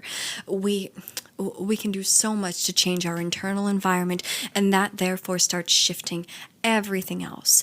So let's talk a little bit about colon hydrotherapy now, or colonics, or also known as colonic irrigation or colon irrigation. So this practice right now, we don't have enough therapists and practitioners doing this. So if this is interesting to you, please keep listening. If this is interesting to you for your own health and healing, or those that you love, maybe parents or children or friends or siblings, or maybe you're interested in this information for the sake of a career change, because again, like we truly need all hands on deck when it comes to practitioners who are gut conscious and understand how to safely cleanse and heal the body from the inside out and from the bottom up. I picture this really as a business that should be up there with death and taxes, if you will. Like this is a business that you should never run out of clientele at this point, because people are still going to eat the crap that they eat, hold the stress that we have and take the pharmaceuticals, or like whatever it is. I really feel like it's going to be years and years, if not decades, until this lifestyle and eating way that results in very unhealthy guts is going to shift. So yeah, we need more people on board with all of this. But with colon hydrotherapy, basically, all that this is glorified, professional, wonderful enemas. So all that is really happening in a colon hydrotherapy treatment is that, again, you should have a practitioner with you who is very well trained and very well experienced to help hold space for your own healing and your journey, because the practice of colon hydrotherapy is very unique for each individual's body. What every single therapy session is going to feel like for a person is going to always be very different, because we're working with, what have you eaten in the last couple days? Have you chewed your food? How have you combined your food? What stage of detox and healing are we at? What has your body been through in the past? There are so many different aspects that have created us into the person dealing with the health challenges that we are right now. So with colon hydrotherapy, all that basically happens is that using medical equipment, FDA approved type 2 medical devices, in a very sanitized, clean, relaxing office, we are very gently infusing warm, purified water into your colon. So not up into your small intestine, just into the last 4 to 6 feet of your digestive tract. Just warm, purified water. We slowly fill in, and then when it's comfortable, we release all of that out. And then we go back in and fill gently deeper, and then we release that out. And it's basically a back and forth of warm, purified water into the body and releasing. And we do this most therapists do it about 45 minutes up to, I prefer to do longer sessions with my clientele, close to about the 65-minute mark, because it does take most people's bodies a good amount of time to really start deeply releasing. So we do this repeatedly, back and forth, in whatever timing is most comfortable for you. So we fill when you're ready, and as soon as you feel like an urge that is strong enough, we release. And we just do this back and forth again. And what ends up happening is that whatever residual buildup has lined along your colon, we slowly start hydrating that, softening that, and with abdominal massage during your releases, we very actively work to have your body release that. And when it is releasing, often it releases in the form of multiple waves of releasing. And it's an experience that is very interesting. And if I can tell you, just to start, my very favorite things about this therapy, number one would be the way that people always start transforming their relationships with themselves and with their own bodies. There's always an enhanced and deepening relationship with the body when you literally can feel water tracing your intestine. You can feel your digestion in a different way. And when people feel the release of waste out of their body and also hold space and witness this with their own eyes and with their own consciousness, there's always, to some degree or another, an immediate shift in how we feel about how we feed ourselves and with what we're feeding ourselves. So there's quite an emotional, spiritual, and cognitive evolution that happens when we begin cleansing the bowels. And then at the same time, we always see a shift in how the entire body is operating with colon hydrotherapy, because for most of us, it's actually taken us our whole lives of slowly building up fecal matter. And especially, if you're a person that is pooping, once only a day or less. I have many people that come to see me that are pooping maybe every other day to even pooping once a week. And really, like, once a day bowel movements is absolutely still constipation. Okay, if we're eating like 3 meals plus snacks a day, we should be having about 3 poops plus snacks the next day. Okay, transit time from your mouth to your rectum into the toilet should be about 20 to 24 hours tops. Think of it that if you're eating food and if it's staying in your body longer than that, it's just putrefying and becoming toxic, even if you are eating the best food that you can get your hands on. Still, if it's in your tube system, right, your glorious fancy tube from your mouth hole to your butthole, if it is in you for too long, it's going to be putrefying and creating toxicity and inflammation no matter what. So especially if you have lived months or years of your life with constipation seldomly, or even chronic constipation, or even if you're a person that has been, a daily pooper for your whole life, there's an absolute probability that you still have a decent amount of accumulation happening in your body. Again, because we get stressed, we could get over emotional, we're rushed and we're not chewing, we're not drinking enough water, maybe too much wine or alcohol, all of these different things create this circumstance in the body where it's just we're becoming toxic from the inside out, and there is some cleansing and healing that is necessary. And that being said, when we actually begin healing and cleansing the bowels for most people, it is a journey. This isn't something that you go in for one session and we can undo 20, 30, 40, 50, 60 years of buildup in a human body. Of course not. That being said, if I could, oh my goodness, that would be fantastic. However, it's taken years to get there. It will take some time, integration, and effort to remove it. Okay, so it doesn't take as long as it took to build it up, but it still takes time and effort and energy. But sooner or later, everybody's going to have to do this, or just get very ill and keep degrading until you're no longer in a human body. But if you want to be well, sooner or later, we are all going to have to come to this crossroads where we have to look at actually cleansing out these bodies, beginning with the colon. So it takes a series of colonics typically to clean out a person's colon. Depending on what your body has been through, how much holding on you do, even emotional holding on, depending on how much constipation you've had, how many rounds of antibiotics or pharmaceuticals, or how long you have been a sick person and what types of symptoms and illnesses and issues that you've had, will all change what healing and cleansing looks like. So this journey inside oneself is so unique for every single person. I picture myself more as a detective, I would say, because for me, my first initial consult is very important because there's a lot about my clientele and their history and what their bodies have been through, and even emotional trauma. There's so much that adds to the person that they are today and how we've gotten to where we are today. And so understanding all of that actually designs quite a perfect plan on how we can actually go about reversing these things and creating healing and balance in a human body. Generally, a full series is necessary if we really want to change the health of the body and change the ecosystem and the microbiome.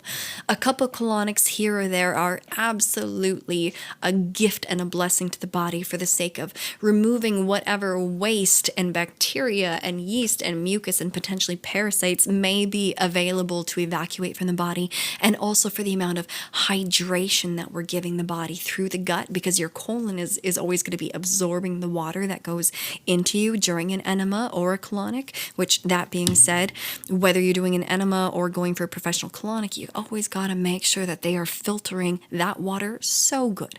But it generally, if we want to do huge impact at recalibrating the body and creating a new foundation within your gut system and your immune system and your nervous system, we absolutely want to do a series of colonics close-ish together. So we're talking 1 or 2 a week is fantastic. You can do more than that, but for a chunk of about a month or 2, we can do huge amounts of work in a person's gut when we're hydrating them in the bowels and removing fecal matter. And also when we're looking at how much water is a person drinking and the quality of that water. How can we clean up the diet?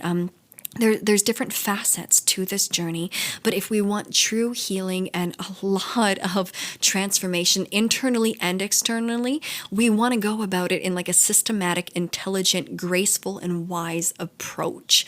So a typical series for most people will look like about 8 to 12 colonics is the starting point of what we suggest. So much internal change can happen within that time, and especially if we're all on board with doing the internal emotional work, changing how we're eating, changing how we're drinking, and making some lifestyle adjustments. Because again, the sooner that we halt the things that we're doing to accidentally or purposefully shoot ourselves in the foot when it comes to our health and our weight and our ecosystem, and we stop doing those things, even if it's just temporary, and then we start stacking the odds in our favor in all of the ways that we can, with food, with movement, with hydration, with laughter and love and sunlight and colonics or enemas and maybe some slight supplementation. There is so much that our body will do in such a short, limited time when we simply stop doing the aggressive, inflammatory, acidic things that we were doing. So colon hydrotherapy, it is quite a journey. It is not a journey for the faint of heart. You know, some people come for just 1 or 2 sessions and think that it's not for them, but that's typically when a person has a lot of inner work to do and maybe the timing and alignment just isn't right yet. Because the deeper that we go within the gut and within the body, the greater the transformation that we see. However, this means that there's always a letting go to be done. Okay, so letting go on clearly different levels, on fecal level, on cellular waste level, on emotional levels, on spiritual levels. With colon hydrotherapy, I've met so many incredible, beautiful souls. And when there's constipation involved, which there is for most people, there's also emotional holding patterns involved, which of course there are for most people.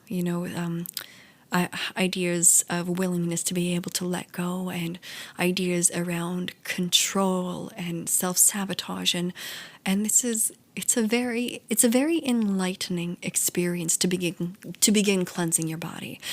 And I like to share and to have people think of it this way, as if the average person easily is holding on to, upwards of 5 to 25 pounds of old residue of fecal matter in their guts, and all of the bacteria and microorganisms that go with that, the yeast, the parasites. And keep in mind that that's just like your typical average human.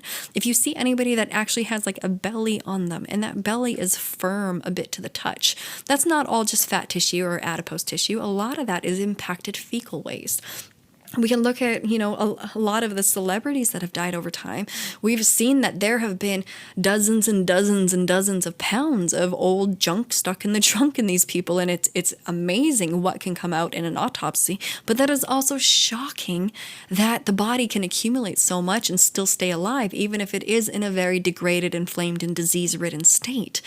But with colon hydrotherapy, as we start letting go of all of that waste, like think about that waste. Again, it's yeast, it's parasites in most of us, it's mucus, it's bacteria, it's like literally the just old, continuously putrefying poop.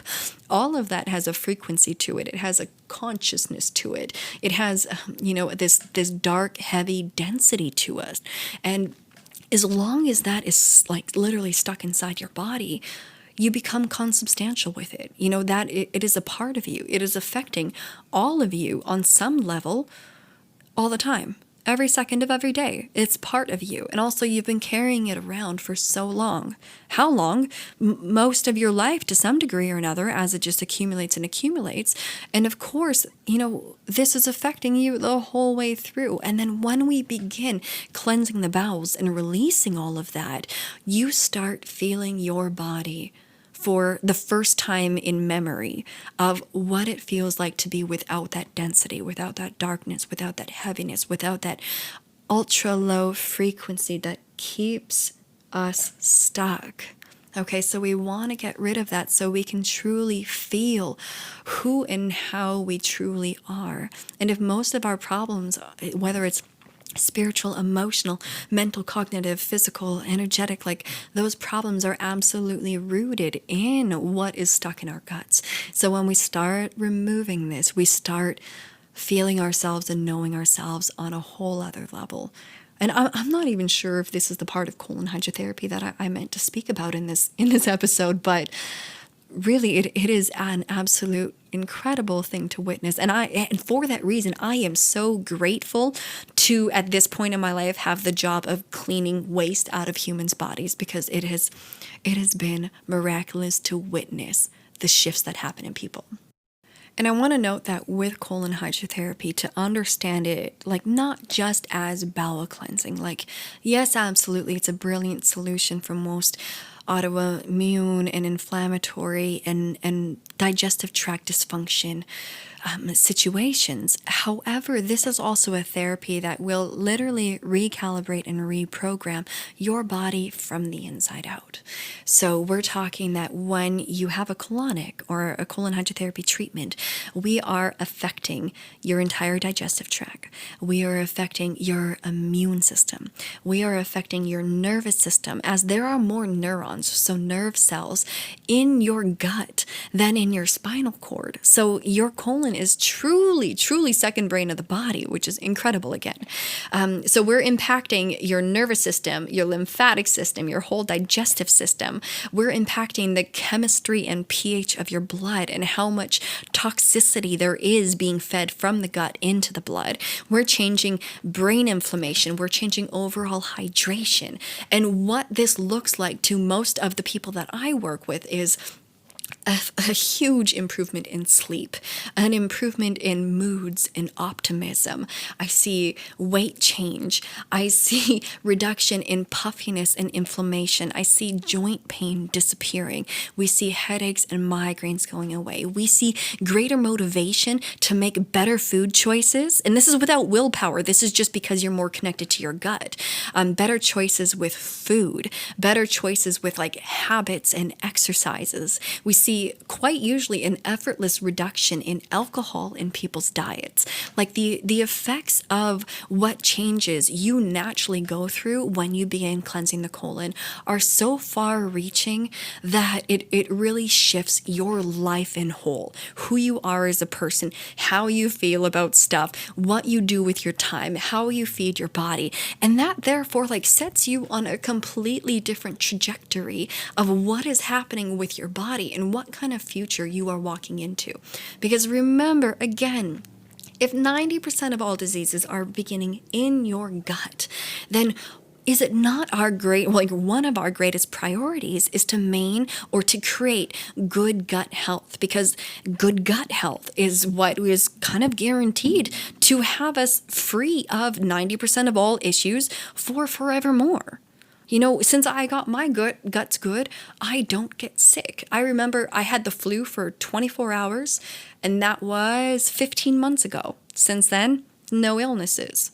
So it changes everything. And even for the amount of sickness and illness that we all experience, the inflammation, the degrading diseases, all of this that we're all experiencing, or that so many people are experiencing, think about, what does that stop you from doing? How much of a prisoner does that make you in your own body? How much money and time is this truly costing you? What is happening with your enthusiasm and your passion and your connection for your body and your joy and your love for your body? How does this stop you from interacting with others or showing up for yourself or showing up with work or showing up with your spouse or with your children? The effects of illness. And most of these illnesses are so, again, unnecessary. We are choosing these things through our own ignorance. And I say that with love, through our own ignorance of information and ignorance of a different perspective. And so when we begin understanding our bodies differently, because we haven't been taught properly, and it's not your fault and it's not my fault, but it is our responsibility to begin teaching ourselves, to seek out true information that is going to help us change ourselves. We want to be in service to self, to heal ourselves, as far as then we can be massively, profusely, incredibly in service to others eventually. But it takes us all becoming more responsible for ourselves and understanding these bodies and these lives and this existence from a much more broad perspective. Oh, I have so much to say about all of that, and I'm sure you can feel that, but I feel like this is probably a really good ending point for this episode. Again, in future episodes, I will still do ones that are very strictly on gut health, healing the gut, on colon hydrotherapy, everything that you need to know, how to prepare, motivation and encouragement and support through the journey. I'm here for all of that. We'll also be touching on a lot of other very interesting subjects coming up soon, but I really wanted to give a bit of a foundation of understanding of gut health, why it's important, and different ways that we go about in remedying it and changing it. So I hope that this podcast has stimulated some good thought about your own body. Because again, if you are dealing with any types of situations in your body, whether it's digestive issues and poop issues, to menstrual lady part problems, to cognitive, mental, emotional, brain inflammation, attention, autism disorders, to, any types of skin problems, be it acne, boils, hives, rashes, eczema, psoriasis, dermatitis, rosacea, any of that, to hypertension, cardiovascular issues, to autoimmune conditions, to hormone issues, all of the issues that I can think of in a human body, we want to look at the gut. It's so simple. It's so simple when we just learn how to be like detectives in a new way and understand these bodies in a new way. So if you are dealing with any of those things, please stay tuned into this. And even if you have specific questions, I would love to do some podcasts that are specifically question and answers. I would love for you to email me, send me a Facebook message, however you want to get in touch. Send me your questions, send me your concerns, and I'm happy, more than happy, to share my experiences that are hopefully extremely relevant to you. For, myself, a little bit more about me here is that, I grew up first 20 some years of my life extremely constipated, so pooping about once a week. That created so much dysfunction in my body, and my body has had so many pharmaceuticals put into it on a very regular basis for a very long time, up until about 9 years ago when I said heck no to everything. And, at that point, it started a very long, very challenging healing journey and cleansing journey. And I really just wish to be a resource to anybody that is listening.